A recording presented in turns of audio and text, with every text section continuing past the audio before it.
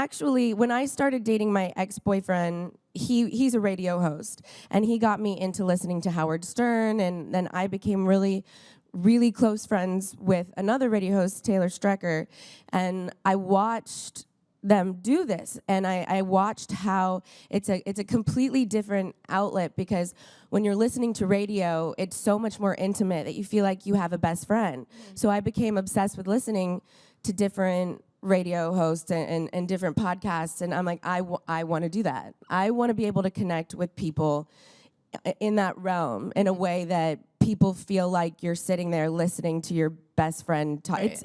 It's really special. Do you feel more connected to people now that you've kind of taken that on? Yes, 100%, because I have a podcast email, and so my listeners will email me, and I feel like we formed this community where we're all like-minded in a sense that we all have the same sense of humor and value a lot of the same things, and it really is like a community. When somebody comes up to me and says, I'm a Khaleesi, that's what we call, that sounds so weird to say. It sounds like so like narcissistic. No. Like, I have a community of people.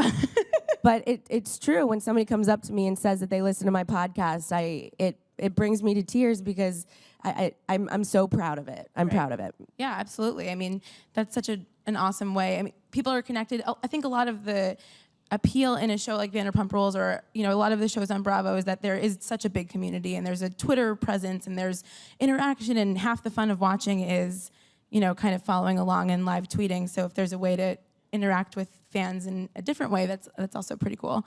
And plus, there's a television show.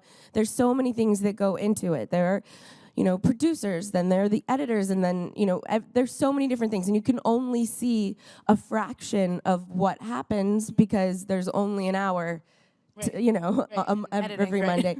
So when I do my podcast, I do it all myself, and so there's nobody to censor me or edit me or anything like that. Right. What I put out there, if you don't like it, well, then that is because you don't like me, and I'm okay with that.